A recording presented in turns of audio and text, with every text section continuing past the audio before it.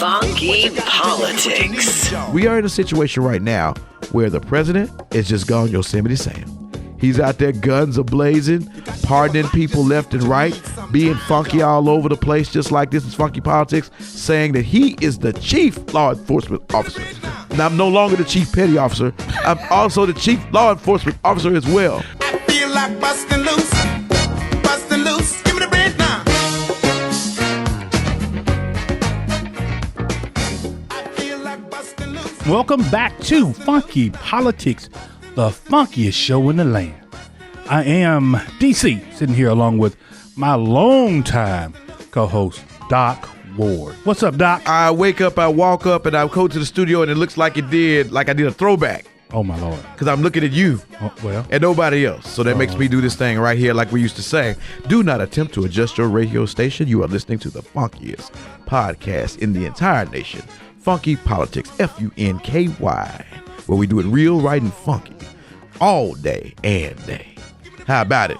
It's always funky. How about it? It's always funky when you hear, when I walked in today, there was this aroma in the air, and I'm thinking, man, you know what that is? That's brute. No, it wasn't brute. No, what that is? That's success, baby. No, it was booty. But anyway, I think it was somebody offered us a nice herbal piece out of their garden. Would you wear this? No, I'm good on that.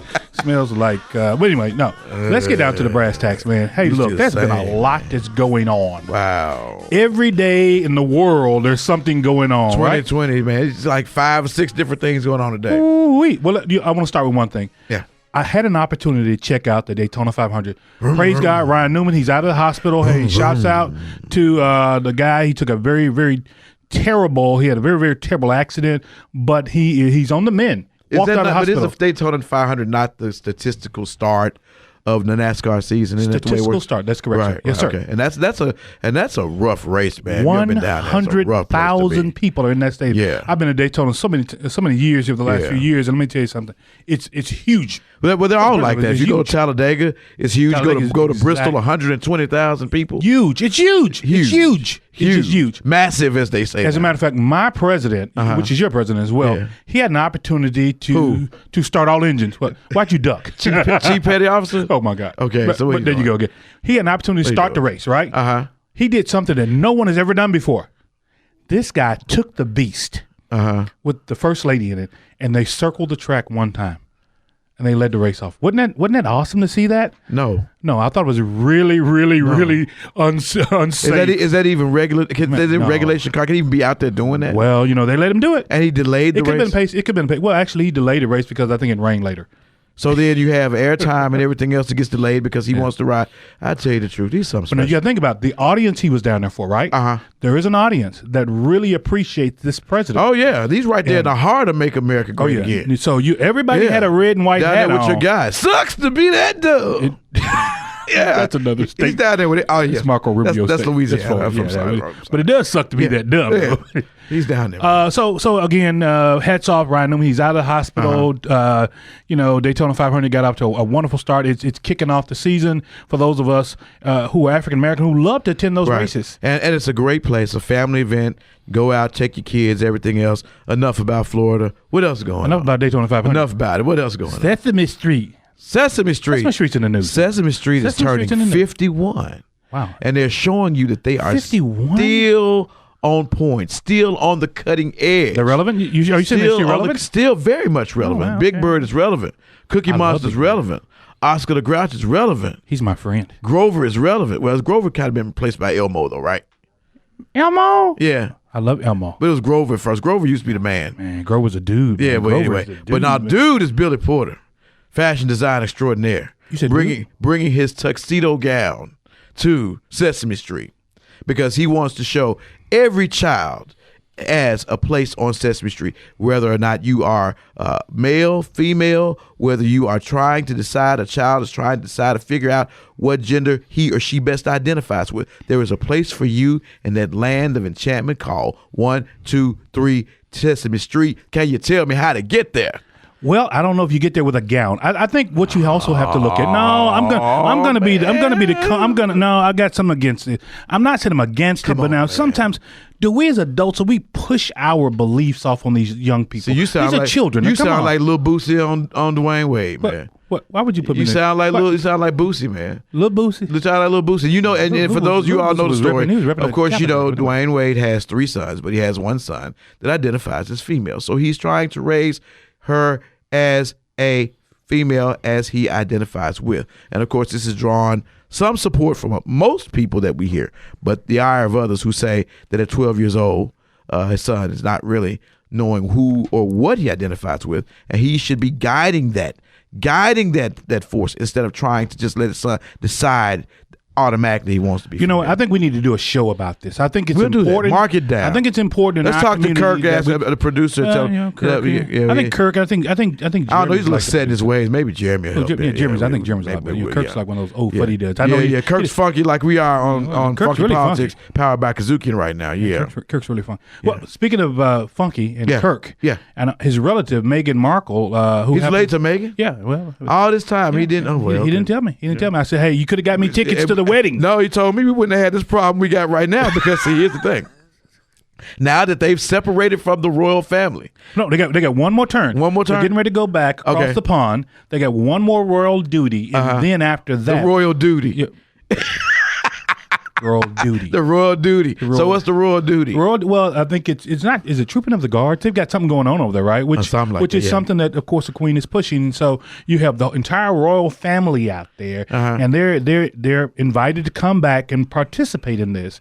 And so after this, they'll go back to Canada, and they will be the prince and princess of Sussex. Still.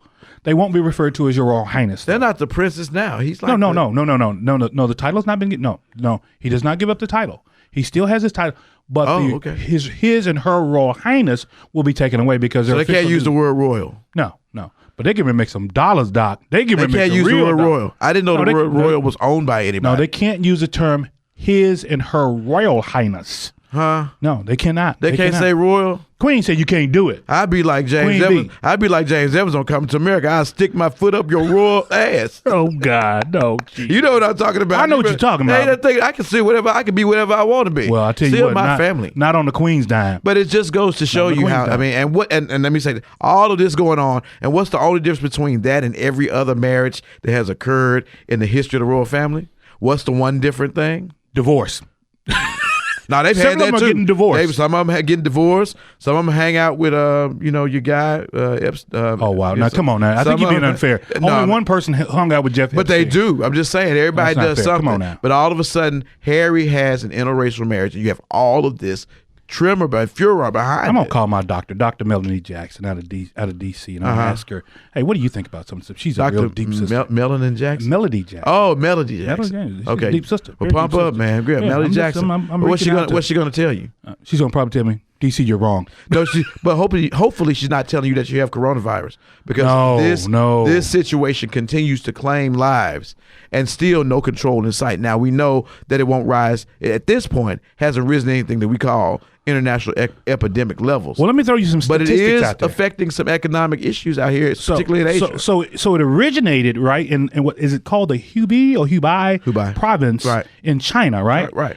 You're talking about an entire a city of millions, basically, right? Well, has been shut off from the rest of the world, and now they're relaxing just a little bit. But you're talking about 349 cases that have been broken out in that province just as of late. 349 of coronavirus. Right. I mean, I'm just going to throw you out just some simple statistics right here. 2,126 people have died now worldwide, with the exception of 11 being outside of the China province. Wow. Outside of the Chinese province, right? Wow.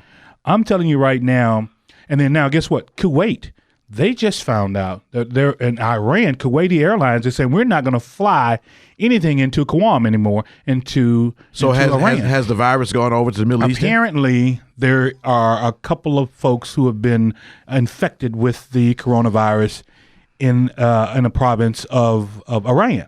Wow. And so now you got to start thinking, is this one of those things where we start getting really political now with Iran?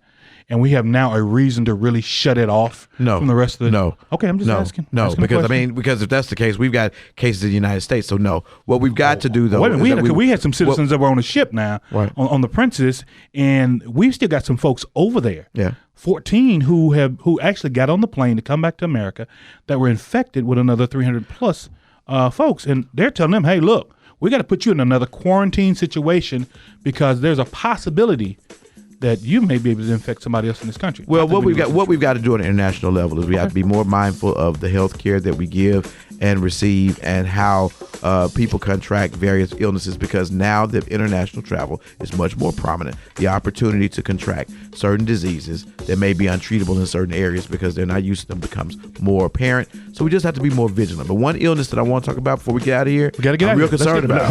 I'm really concerned. Can you hold it? Can you hold it? I can hold that. I can hold it. Hold it like a guy that got to run to the There's another bathroom. illness that we got to really talk about at the top of the next segment before we get to anything else. Okay, we'll do that. We'll be right back with more funky politics right here on the Kudzukian Network. I feel like busting loose, busting loose. Because we're so funkified. Nothing but the funk. 3, The power of sisterhood is very important. So check on your strong friend, call your sister friend. B, That's what I love about sisterhood. Like, there is no airs. I don't have to put on for you all. C, Wherever I am, that's where you all are. So I constantly have pictures. I'm calling, I'm texting, I'm sending stuff. I'm trying to keep connected. 3 Black Chicks on the Kudzukian Network.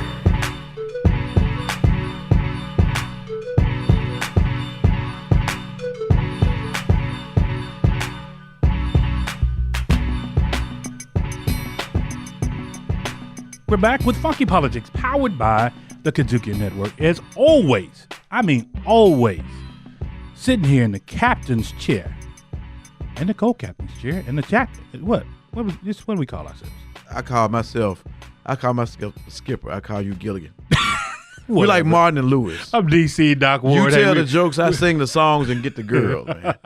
well, you have all the fun. Yeah. That's kind of like Laurel and Hardy. I Which do. one are you? I don't know.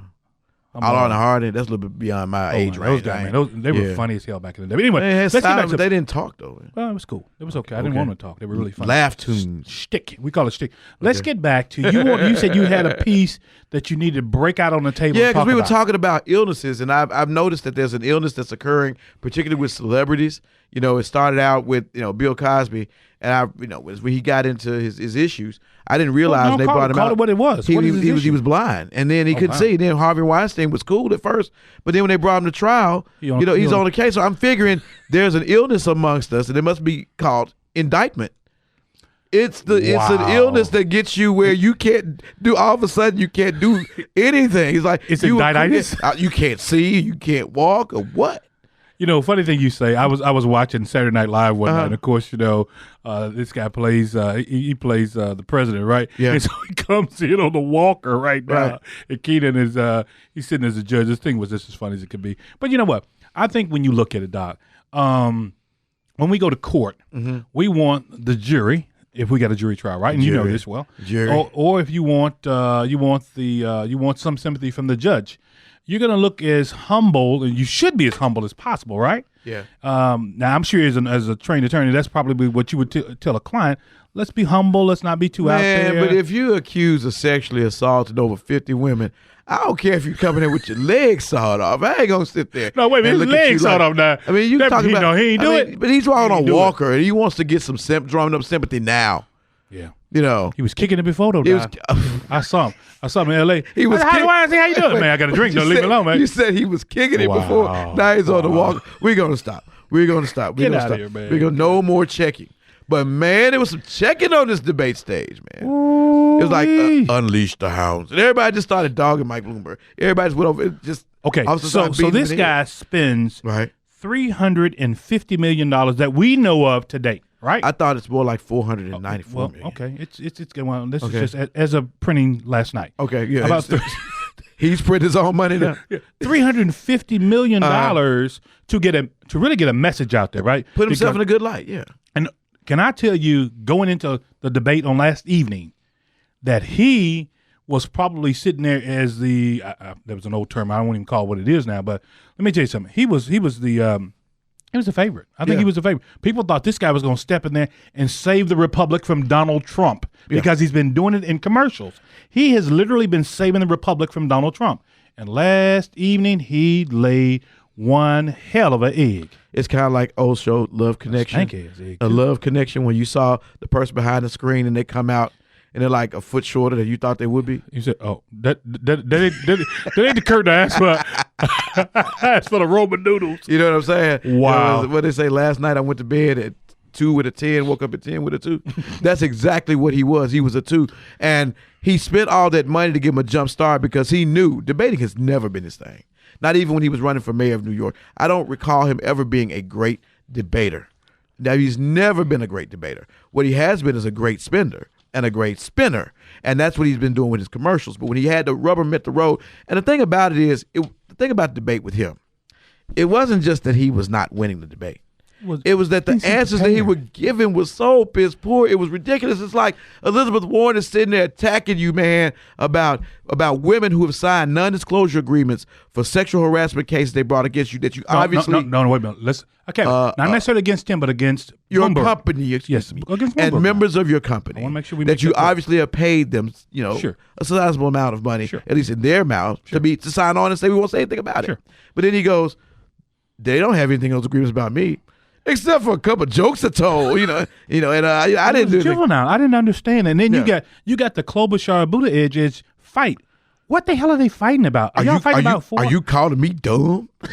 I mean, it's crazy. Are you calling? No, I'm not calling you dumb. What I'm saying is that if you serve on a foreign policy committee and you don't know who the president is of the adjoining nation, that's an issue for them and for the people of the United States. Well, I think what it showed our viewers, and I mean our viewers, I'm talking about us is too, that y'all, we got to do something right now because it's looking bad. Now, Joe Biden, I'm going to tell you something about Joe. Joe actually was a steady hand. He wasn't great, but he wasn't bad. But here's the problem. Go ahead. Buttigieg is beating up on Amy Klobuchar. Amy Klobuchar is beating up on Buttigieg. Elizabeth Warren's beating up on Bloomberg. Bloomberg's trying to beat up on Sanders. Joe Biden is shadowboxing. And he's still losing. Yeah. That's a problem. Well, for someone who came into the race. Winners and losers, what I've heard is, and what I've seen and read already, that's why you're listening to Funky Politics powered by the Kudzukian Network, because you get it here first, is Elizabeth Warren clearly came out as the presumptive winner of that debate. Right. But does it help her where she needs help at the most? And I don't think it's going to move the needle. Well, I don't think it's going to move the needle. I tend to agree with you to some degree. She raised a lot of money after the debate. Sure. Because there were people that were inspired, probably people that were going to give her money anyway, but they wanted to see what she's going to do. But the problem with these types of debates is that when you win at the expense of other people, when you win by checking other candidates, and she undressed everybody. She went down the line. It was like they were pledging Elizabeth Sci-Fi last week. She went down. You said, your plan is a PowerPoint. Your plan is a Post-it note. Your plan is non-existent. She cut herself apart from everybody else. She just went around the room and said, all of y'all suck except for me. That's right. And so, that was great, but she's talking about everybody else and not talking about what she's going to do. Yeah. And for someone who does not resonate with the black community, and going to South Carolina and going into Nevada, she needed to have more talking about what she was going to do against Trump. And she did not hardly say anything about Bernie Sanders, the person to whose positions and platform she's most aligned with. Is America ready for a woman president? Absolutely. America's been ready for a woman president. I think America is starving to elect a woman president, but it's got to be the right one. I think if someone with the demeanor of Stacey Abrams, Michelle Obama, would have come up and stepped up to the plate. But you don't have those. But you got the choices you got now. And so since you got the choices you got now, ain't ready for them women. Okay, well these two won't make it. Not right? Posted no Amy and not these two won't make it. And the thing about Elizabeth Warren, and maybe I'm the only person that ain't gotten over it yet. I'm still stuck at the first Native American professor at Harvard thing. I'm still back here in the back. And when you co-op a culture that's gonna follow her. That's been disadvantaged, that's gonna follow her for your personal gain. Sure, you don't need to be racist.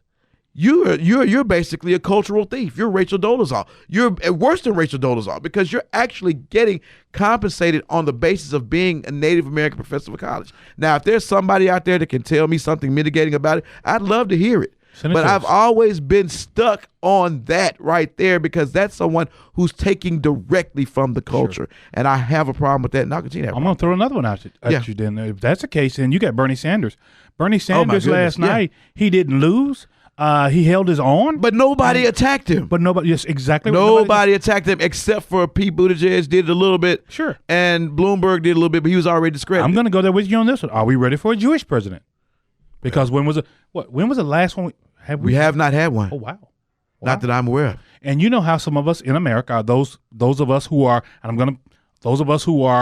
as arch conservative as we say we are, we don't accept people. No. What you want to say, racist? No. This is funky politics. So we have to be real with those folks who are out there who are just diehard racists. We're trying to pick apart why I shouldn't vote for you, Doc, because you're black, because you're a woman, because you're Jewish, because you're or because you're Mormon. I think that America is just as much ready for a Jewish president as they were a Mormon president. I think there will be some issues as it relates. I'd like to know how the Jewish president addresses issues involving the Middle East, particularly with Iran and particularly with the situation going on in Israel right now, and the Palestinians. And the Palestinian. Is there a fair outcome? Will there be a two-state solution?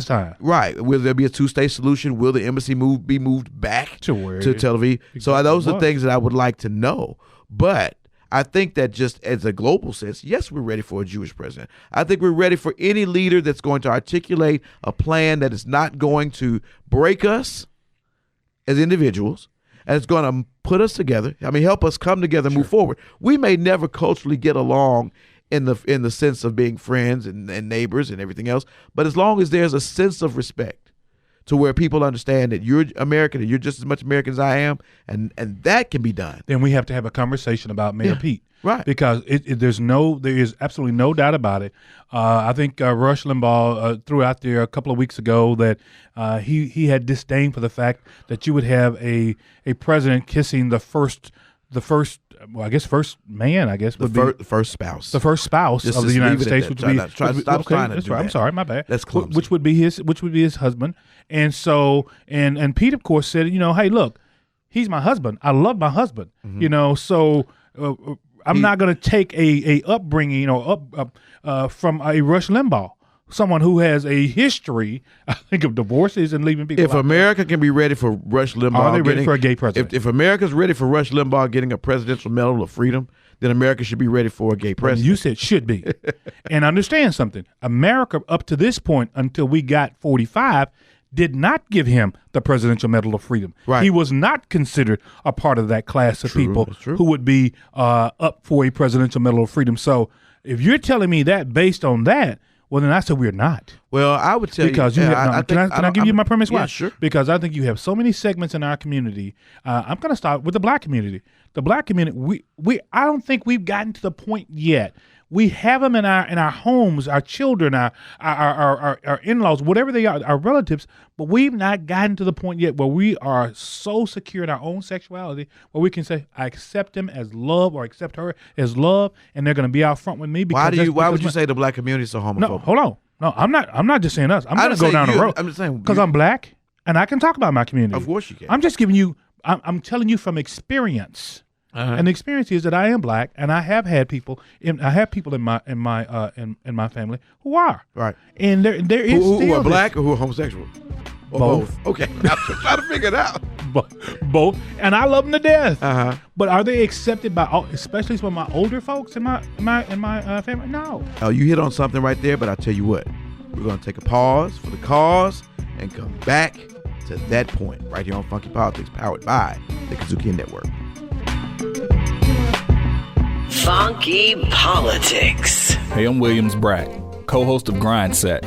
The insight you gain from us and our guests will motivate you to take the leap into entrepreneurship. Make sure to check us out on Spotify, Apple Podcasts, TuneIn, Stitcher, or your favorite podcast provider. Grind Set on the Kudzukian Network. Kudzukian. Do it. Dig satisfied. Whatever it is. Do it. Dig satisfied. Go on and do it.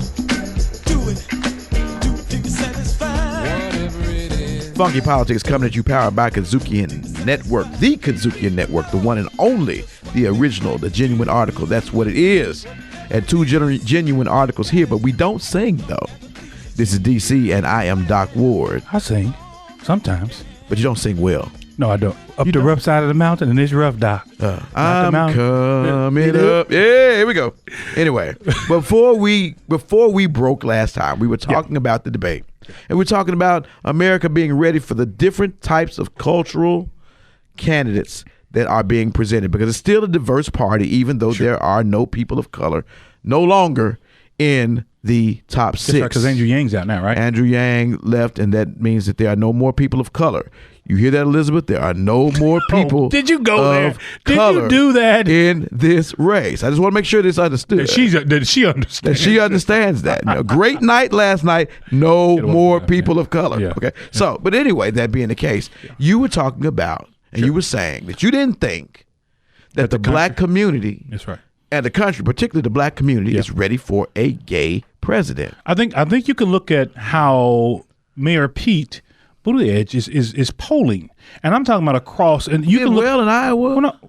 Did well in New Hampshire. He probably do pretty well in Nevada, but I will tell you where he won't do well. He won't do well in South Carolina.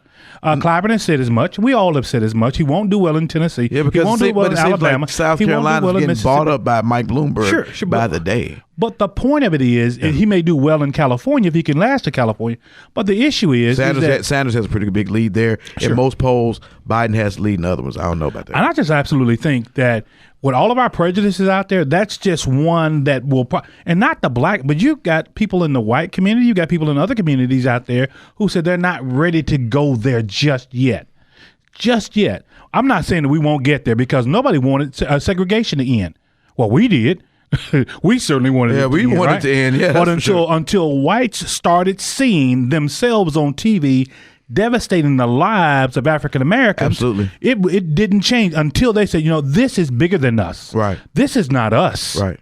And it took people of goodwill to say, no, we're not going to do this anymore. Mr. President, you do something about this, or we'll do something about it. Yeah. And I think that's what happened. And I think that's what's going to have to happen to finally get us someone who and because he's a great candidate. I got more of a problem of a guy coming from a small town with the largest employer being Notre Dame University. Yeah, well, I've got a problem that he's got with the African Americans in his town that he seems to be sort of dismissal about, where they still don't really feel the compassion or the concern about him. So whether he's gay, whether he's straight, no matter what he is, one thing that he is not is a favorite of the black community there, and they live with him every day. Electable in the black community. I'm going to look at what they're doing when I cast my vote, and I think other black voters in America will be doing the same. So all that having been said, very quickly, who do you think won the debate on last evening? Yes. I think Elizabeth Warren came away as the strongest viable debater, the strongest debater last night. Master debater. Did she get 5 more points out of it? No, she didn't. Because they expect her to be the dog. You expect somebody running from behind. Even if Mike Bloomberg got diminished support because of it, none of that support goes to her? No, I think that support goes to Biden. Oh, wow. I think that people are really looking to support Joe, and they're waiting for Joe's campaign to really get started. Yeah. I honestly believe that I've talked to some talking heads. Well, November will be here in a minute. It will be here in a minute, but I will say this. The Joe Super Tuesday will be a telltale sign for him, and he may make it to where we're going to be at in Milwaukee. Milwaukee. The whole place, God help us. Milwaukee. It's going to be in Milwaukee. So he may go, and there's going to be a broker convention. Yes. And everybody, they asked the question, will you support the candidate who gets a plurality of the delegates? Everybody said no, with the exception of one. Bernie Sanders. That's right. All right. Well, here's the whole thing about it. I think that that Elizabeth Warren performed spectacularly last night because she was all over the place. Sure. She was on top of Bloomberg like she needed to be, and really on him and everything. He was about humanizing him and getting him out of that deity that all of the internet ads and the other ads had made. She brought him down and said, "You're that." Well, you can only bring him so low. And anyway, I can say I'm vertically challenged as well. But the thing about it is vertically challenged. Yeah, well, not as him, no. But anyway, I think she did a good job with that. Also, as it relates to the healthcare plan, with just walking down the line, stripping all the other candidates. I thought that it was hilarious. It was entertaining. But is it going to make me vote for her? Or better yet, is it going to make undecided, non-committed, non-partisan voters get up and vote for her? That's right. Independents, no. Because there were, and then for the whole entire pool, you didn't have a lot of issues. No one really talked about immigration. And amazingly, no one really talked about gun control. And you're sitting in the hotbed of the location, rather, of the worst gun massacre in American history. Nobody talked about that as either. So all you had were people really talking about each other and what they could and could not do in their plans. And so when you have those types of debates, we've seen it from the Kamala Harris, I was the girl on the bus thing. Yeah. It may give you some lift for a day or two, but it does not turn into long-lasting situations. Elizabeth Warren is still looking for that state that she's going to conquer in, and so are the other candidates. Now, let's talk about our State of the Union, by the way, because we are in a situation right now where the president is just gone Yosemite Sam.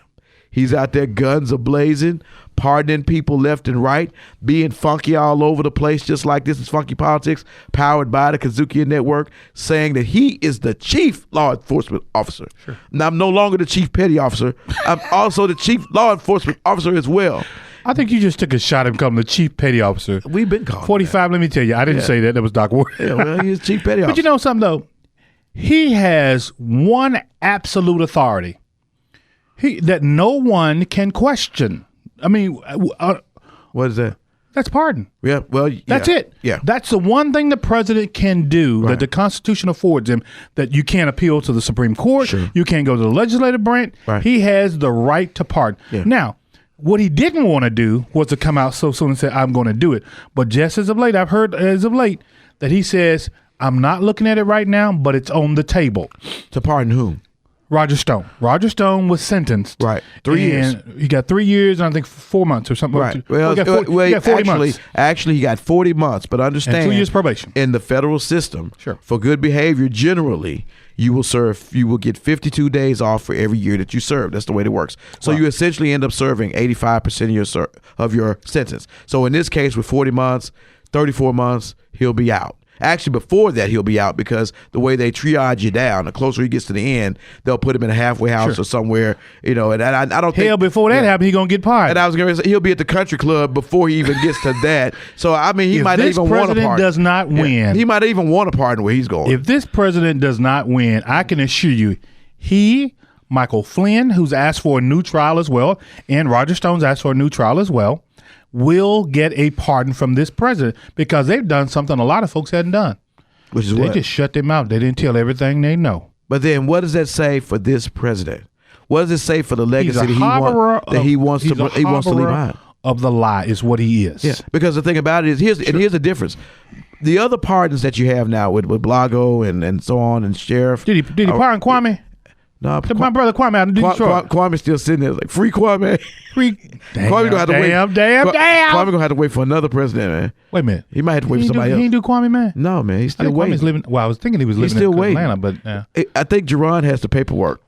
And then Jerron has to get the paperwork to Kellyanne, who has to get the paperwork to Mike Pence, who has to get the paperwork to Donald Trump. I think it's the way it works. But anyway, back to this whole thing, though. The difference between then you have to really listen to this because look at this, because the difference between the other pardons that Donald Trump has been offering and these that you're talking about is that the people that have been incarcerated as part of his administration are all incarcerated because of their dealings with him. Roger Stone was lying to an agent about what?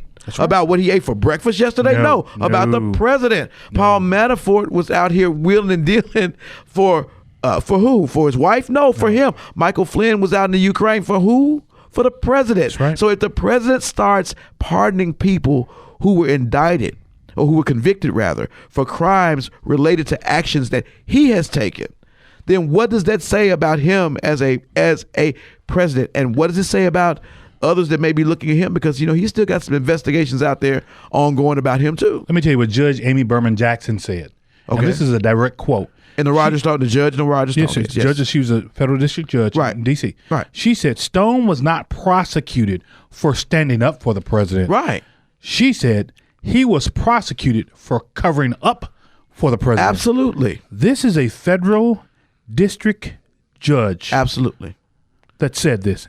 That's powerful. Absolutely. That's powerful. And that's why using pardoning power on someone of the ilk of Roger Stone is going to be so damaging to him. And the thing about it is, you say, well, Trump's beyond reproach, this, that, and the other, the way he feels about things. But It may not be damaging to the person that he is.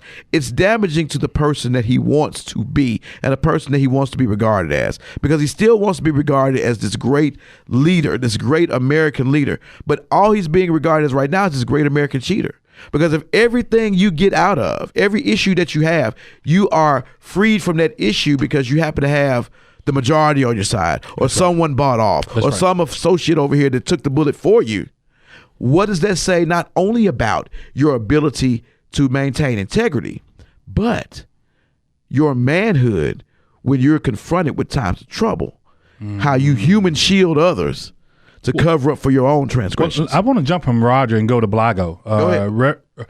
The former governor, Rod Blagojevich of Illinois, had a 14-year sentence. Now, there are some out there in the community say that that he was really over. Well, not going to say over sentence, but his sentence was a little bit weighty for what he did. And so, you as a jurist, Doc, he served 8 years. I would think that probably was good enough, though. Federal sentences are all done by the United States Sentencing Guidelines. Sure. It's not a situation where there's a lot of subjectivity. No doubt. Okay, it's done strictly by the book. Where the intersection of your offense level meets your criminal history is the amount of time that you get. And every now and then, you get enhancing factors. People that are in government are always going to be subject to enhancing factors when they do wrong in government, because as keepers of the public trust, they should know better. But if you don't know anything else, he should have gotten that extra sentence because of that awful, awful hairdo that he continues to have even though this day, even though it's gray. And that's all I have to say about that. Hey, look, we'll be right back with more Funky Politics, powered by the Kudzukian Network. Don't go anywhere. The whole funk, because we're so funkified. Nothing but the funk. Who you with? Yeah. Who you with? Yeah. Who you with? Yeah. Who you with? Yeah. I'm with my clique. I'm with my clique. We're back with Funky Politics, and you already know what this is, y'all. You know what segment this is. When you hear the music, you know it's on. Once again, it's on and will forever be on, or at least on until that first Tuesday in November, when we finally find out who the nation is with. But right now, we want to know who you with. We got. Is there anywhere they can go and send us information on? I mean, just go to our Facebook page. Go to our Facebook page at Kudzukian right there. Go Kudzukian and Funky Politics. Oh, no. What? Well, go to Kudzukian's Facebook page, and we got a Funky Politics page. We got a Funky Politics. We do have a Funky Politics Facebook page. Okay. Go there and tell us who you with. Who you with? Because I want to shout out some names on air and say, well, Drago from Bismarck, Maine, or Bismarck, North Dakota says he's with Pete Buttigieg. Buttigieg. Is Buttigieg? Buttigieg. Buttigieg. Not Buttigieg. Who you with? You with Pete? Mayor Pete? No. I actually thought a lot of Mayor Pete in the beginning. I didn't. I still do now. I don't. I thought he's very intelligent. I mean, think about it. He's very articulate about what he wants to do and how he wants to do it. Oh, yeah. That black man, he's so intelligent. He's so so articulate. Yeah. You hear that all the time about that boy gonna preach. Yeah. Yeah, that's what comes Well, next. he must be a teacher. No, sir. I'm an investment banker. No, but I like his background. I like what he had to say. I like what I thought his vision was for America. One issue that I have with just about every candidate in the race is that I want to find out, and I'm gonna start with Bernie Sanders, who's the front runner. Yeah. He's got a cult following. Bernie Sanders, BS. Go ahead. I'm sorry. No, that's his initials. Yeah. Okay. Bernie Sanders has a cult following. He's got a lot to say. He came back from a heart attack. Now he's the front runner. He was in the back at first. Yeah, he won't turn in his medical forms at all. My issue with Bernie Sanders ain't who you with. My issue with Bernie Sanders is how much it costs. How much you're going to pay for it. I have heard that the things that collectively his initiatives are going to cost this nation in upwards of $35 trillion. I don't know if that's true or false, but the other problem I have with it is if he is a socialist and he comes forward with all these budget-busting details of what and his budget-busting expenses of what he wants to do, it's never going to get past the Senate. It's never going to get past the House. So you can have all the optimism in the world. Executive order ain't going to fund no health care or student loans or nothing else. Why can't you fold people into Medicare, though? But see, Medicare is set up for what? Medicare is set up for those post-65 people, post-65, right? Retirees. And folks with a certain income. Well, yeah, that's right. So why couldn't you fold us in? If you actually worked and then you fold those others into Medicaid, which Medicaid was for anyway, why couldn't you fold the least, the folks who have not paid a lot into the Social Security system, right? fold them into a Medicaid program, and then that's what really Obamacare was supposed to do. But you know what happened? The lobbyists got hold of it. But what was Obamacare? The lobbyists got hold of it, and the Affordable Health Care Act did not come out as it started. Well, the Supreme Court got a hold of it. Well, no. Later on, the Supreme Court. Well, I mean, when the lobbyists got a hold of it, of course, it took the the Supreme mandate. Court, yeah. But you have to mandate that people get this. Or Well, it's the only way it's going to work. Right, it's the only way it's going to work. But so I'm not against Bernie. But that's the reason why reason why Medicare for all doesn't work, because who's going to be paying for it? Yeah. The whole thing about, and that's the problem that I have with the candidates to get when they talk about it. But no one, it's like it's their aim not to let you understand what's really going on. So we're going to do that. Once upon a time, there was a universal health care plan called the Affordable Health Care Act, or Obamacare, in which was going to be paid for by, in principle, those who had health insurance and those who did not have health insurance. Because there was going to be a certain amount that was going to be paid that what was it called? How were they assessing it as? It was a tax. A tax, basically a tax, but they were calling it something else. And it was going to cover folks out there that actually had insurance or didn't have insurance. That's right. And they were going to buy into this plan, or they were going to pay the tax, instead of buying into the plan. Because when you buy any insurance, the whole notion is that there are going to be more people paying premiums than there are people that are sick. That's correct. Because if everybody's paying the premiums and everybody's sick, it doesn't make any money. So you can't sustain it. But the folks who were not sick, right? The folks who were well, right, were not doing what? They weren't running to those exchanges, and that's where the problem was. But everybody had to be on insurance. The whole notion was that everybody in America was going to be on some form of insurance. You were going to be on your insurance at home, at work, where you work. You were going to be on your spouse's insurance where they work, or you were going to be on this insurance, or you were going to pay the tax. You're making a case for Medicare for all. I want to get out of here. I want to go directly down to the next one. And the next one, I think, in terms of when you talk about it, is Mike Bloomberg. Mike Bloomberg, of course, is polling extremely well because he's paid over $400 million for exactly everything he needs, which is to get name ID. And I'm going to tell you guys right now, that's really what how Donald Trump became the president. It was name ID. Yeah. It wasn't a damn thing he said, y'all. It was name ID. Right. And if you go out there and you vote on somebody's name, then you're dumb. Like my senator from the state of Tennessee said, dumb. D-U-M-B, just dumb. Or like Amy Klobuchar said, well, you think I'm dumb? And so you can't do that. Not just, what is his platform? And last night was not a good start for Mike Bloomberg. No. But I don't think that's the end of Mike Bloomberg. That's not the end of Mike Bloomberg. But he's got a lot of other things that are out there that really I would consider to be baggage. And really, his 12 years as mayor of New York is not helping him. Well, if I could sum up his issues, I think Mike Bloomberg is a man that's made a lot of money, and he's made a lot of money in a way that he has not had to interact with a lot of people. Sure. So he doesn't have a lot of, what I would call social charms, so to speak. Are you saying we don't go to church together? And this is Funky Politics, powered by the Kudzukian Network. So, and he doesn't really have a lot of respect for things that are not part of what he's a part of, like his whole comment about farming, which I thought was totally off base about there's no gray matter in farming when one of the most technological industries in America is the farming agricultural industry. And if you ever spend any time in the South, he would know that, which is why he won't spend any time in the South, because nobody in the South is going to vote for him. It's making a stupid ass statement like that. He's weird. But it just goes to show you that's that isolationism of a billionaire. Yeah. And I think that's how he's going to get typecast, and that's why he's going to have such a problem as this race goes on. Who's next? Jump over to the next one. If you're looking at the number 3 person, I think, what are you looking at? You're looking at, some are saying Amy Klobuchar. I'm saying maybe it's Joe Biden still. Well, so let's go to Amy Klobuchar.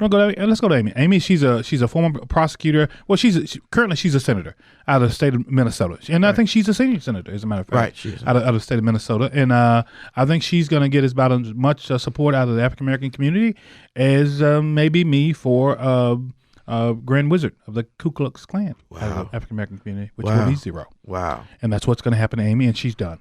Well, I think that Amy's a candidate that has a lot of optimism about her campaign. She does. She does. Yes, but I have to go with Elizabeth Warren on it. I think it's all post-it note stuff. Yeah. There's not a lot of substance there. And if I look, even when I look at her plan for HBCUs, it's not really a plan. It's sort of like let the chips fall where they may. And is there an HBCU in Minnesota? Paisley Park University. There we go. Right there. Next person. Who you got? Next. But Joe Biden. The former vice president. Can he survive? I don't think he knocked himself out of anything last night. I think he held his own. I listened to some pundits that say he wasn't bad, he wasn't great, but he's Joe. He's just Joe. Is he the statesman that we need right now? I think the answer really is yes. The fact that Donald Trump was willing to risk his presidency and still willing to risk his presidency, trying to discredit Joe Biden means something. And I don't know, and I know what I see right now in Joe Biden is someone of a little less capacity than it was before. And I'm not going to say because of age or anything. I think it might have been because he's been out of politics even for 8 years. When he was in politics, he was still But remember, as a presidential candidate, Joe Biden's never been this far, ever. So he's in uncharted territory without a running mate here. And so as a presidential candidate, I am not in any way surprised by the performance that he had been giving before, which was subpar until this last debate. But I do believe that if he can just pick a platform and just say, I've done all like he's doing now. I have been in the White House. We've done these things. We have been succeeded. In a situation but also be willing to take the bad with the good, because everything Barack Obama did, wasn't for God's good. sakes, was not good. No. But be willing to say we made mistakes. We learned from them. I learned from them. I'm prepared to go forward. He might have a chance if he's got any money left. And that's what comes down to him. I think he's got money left. So number 5, you got who? Elizabeth, or you got Elizabeth Pete? Warren. You got Elizabeth ahead of Pete? Oh, yeah. Oh, wow. Absolutely. Okay. Elizabeth Warren. Absolutely. What you got on Elizabeth? Elizabeth Warren is actually ordinarily would be my kind of candidate. If I didn't have that issue about the teaching thing, she'd be great because she's a policy person. Yeah. But kind of like Bernie Sanders. Yeah. How you gonna pay for all this, Liz? Yeah. And I know she says she wants to take 2 cents from people making $50 million or more, but that's not going to work. Yeah. Because when you have a plan that only taxes the rich, guess what? The rich always find a way to avert that loophole, and the trickle down comes to who? The middle class, the small business owners like myself, and the po folks, and the people that cannot afford to take care. We call them impoverished. No, they po. That's just what it is. Absolutely. Damn, absolutely. the word is po. I'm not even using po. So if you poverty, po, you mean poor? Oh, okay, yeah. Trying to fund government programs for the needy has been a trick that's gone on, a proposal that's been in America presidency for the past 100 plus years. And it's a trick pony, and it's not going to work. Ever since Franklin Delano Roosevelt formally announced that it's trickled down.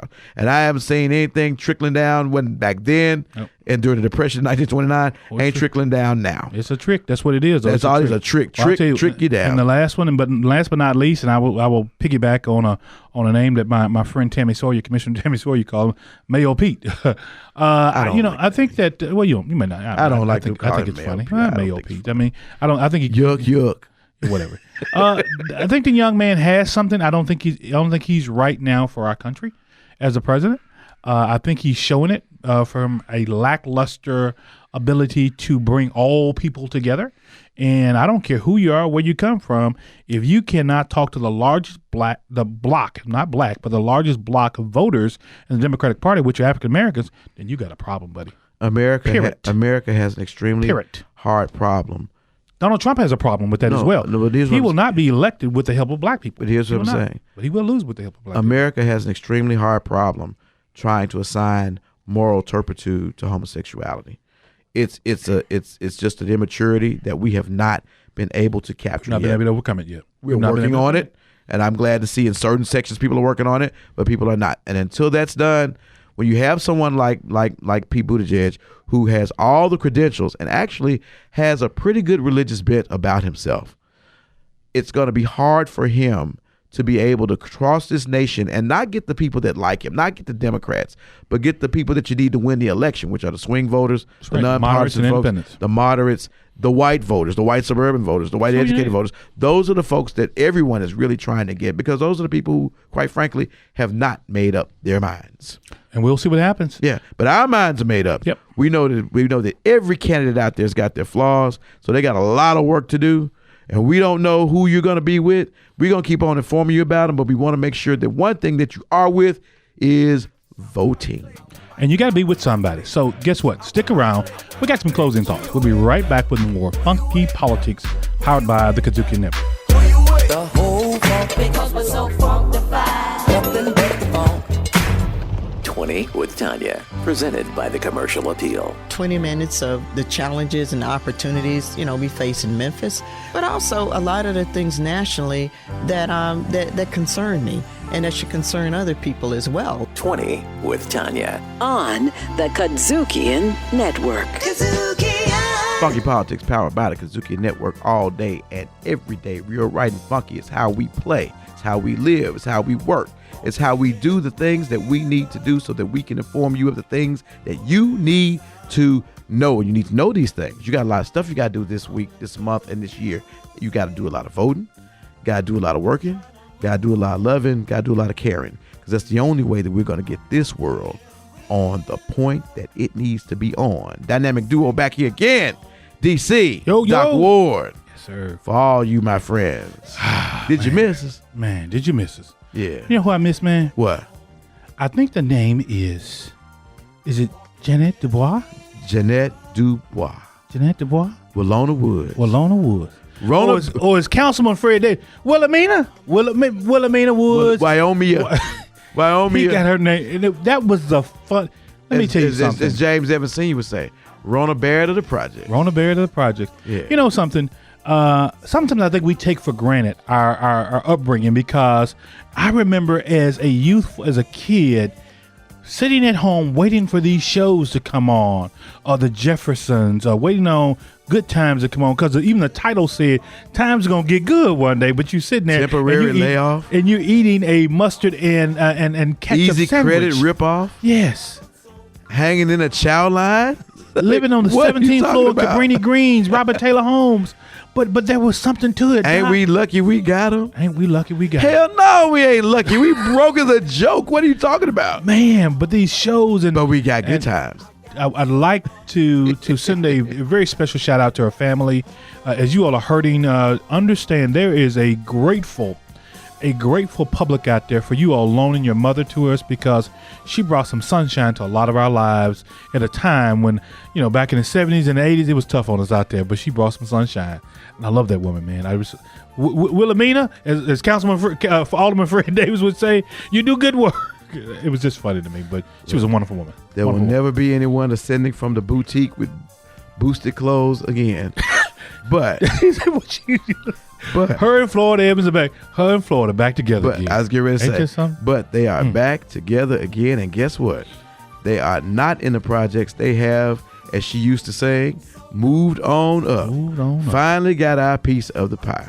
Ain't that something? And that and speaking of piece of the pie, that's why we do what we do. This labor of love, this labor of life called funky politics, is because everybody deserves to have that piece of the pie. No matter where you came from. Where you came from doesn't have to be where you're going. And you definitely don't have to look like what you've been through. That's right. But if you persevere, put some good stuff in your brain, get the dope out your vein and funky politics in your brain. What? You might get somewhere, because you can't get nowhere listening to fake news. Or smoking a pipe. There you go. We don't want nobody smoking a pipe no more. What? Oh, nobody. Smoking a pipe is out of style. No, okay. Smoking a pipe never was in style, really. But it's definitely out of style now. You know what? The show today, we've talked about a lot. Let me tell you something.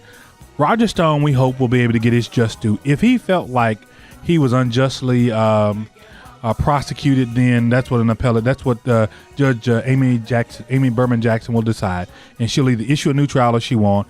Then of course he can appeal that decision on up and up. But that's fine. But we do know there are some things that are going on in our country that are not right. Folks, let me tell you something. Get out there, get involved. Dr. King said that somewhere was written that we have a right.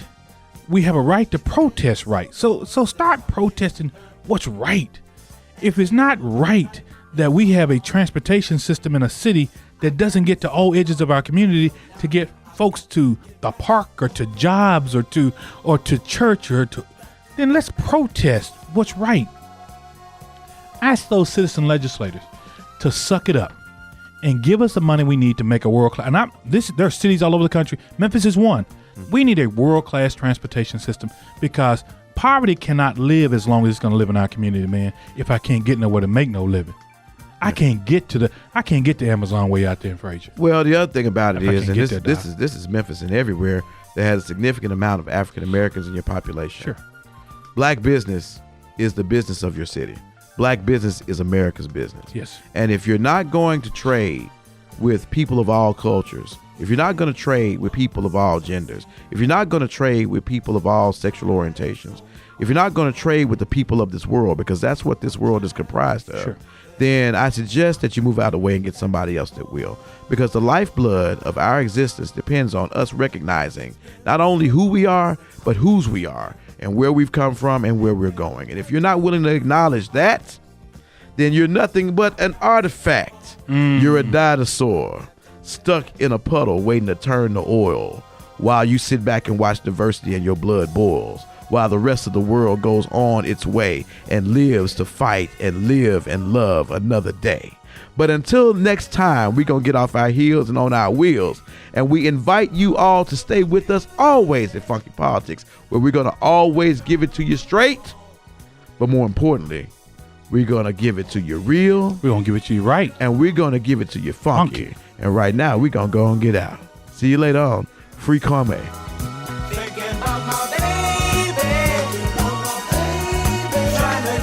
Funky Politics, recorded at Kudzukian Studios, directed, produced, and distributed by Kudzukian.